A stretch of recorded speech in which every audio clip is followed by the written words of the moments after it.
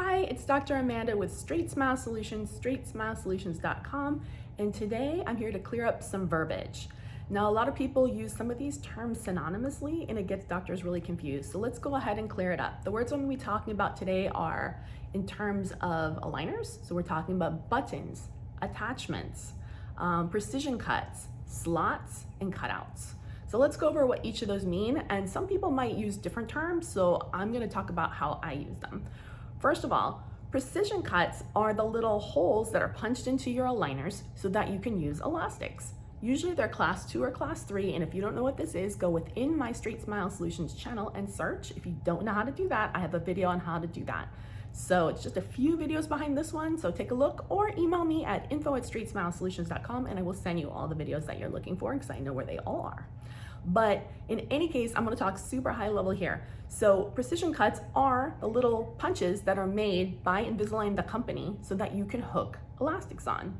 There are two different ways to hook elastics. There are slots, which are cut in to the actual aligner itself. These are not my favorite ways to do things, and I have a bunch of videos on that.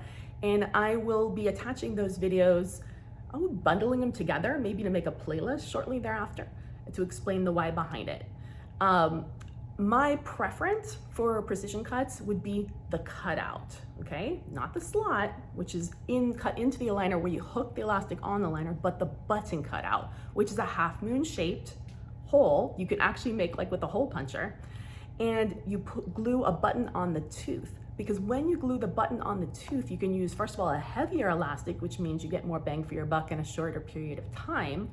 But also you don't have issues with aligner unseat, because for every action there's an equal and opposite reaction. And if you're hooking your elastics on the aligners themselves, you're counteracting the force and the need to seat it and engage it in the undercuts and in the attachments, and you actually tend to have way more tracking issues. Now, Invisalign doesn't say this, but this is just my personal opinion after seeing tens of thousands of different cases.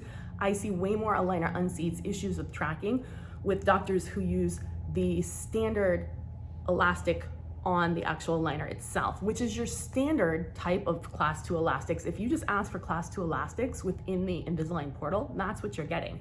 You're going to get the slots on the upper canines for class 2 and the molars with the buttons on the bottom. Opposite for the class 3, you're going to get the slots on the lower canines and the molar buttons on the upper molars, right? But guess what? You can override that. You can do all 4 buttons. That way you can use heavy elastics. For the most part, your heavy elastics are going to be 3/16 heavy, which is 6 to 6.5 ounces. That's what I recommend, which is the same ones that we generally use in braces. Now remember, I have a lot of videos and I'll attach them at the end on an additional playlist. There's no cookie cutter approach. That's the average. If the patient has a bigger than average teeth, bigger than average mouth, you might have to use 1/4 heavy. If they have a smaller than average mouth, you might have to use 1/8 heavy. So you need to stock a lot of different elastics. With elastics, you want to get the smallest possible elastic in the patient's mouth that the patient can comfortably take on, take off, and talk. But they should feel pull. If it's just slack and just hanging there, it's not working. It should be a stretch to put it on, but they should be able to comfortably talk and chit chat without the patient struggling, without causing TMJ pain.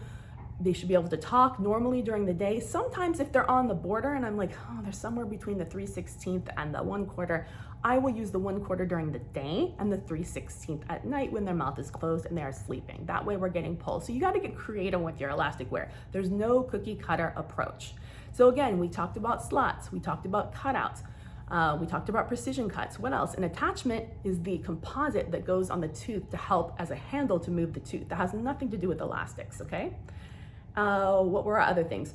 Buttons. Buttons can be used synonymously, okay? So I've heard of buttons used as elastic and buttons used as actual buttons.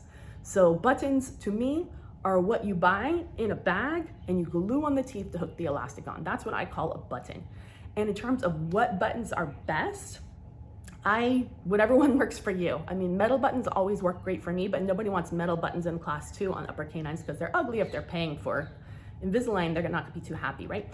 I personally think that the buttons that Invisalign sells in their store, they're crazy expensive, but they work really, really well for me. So that's pretty much it. That is how that's explained. Hopefully that was helpful. Have a great day.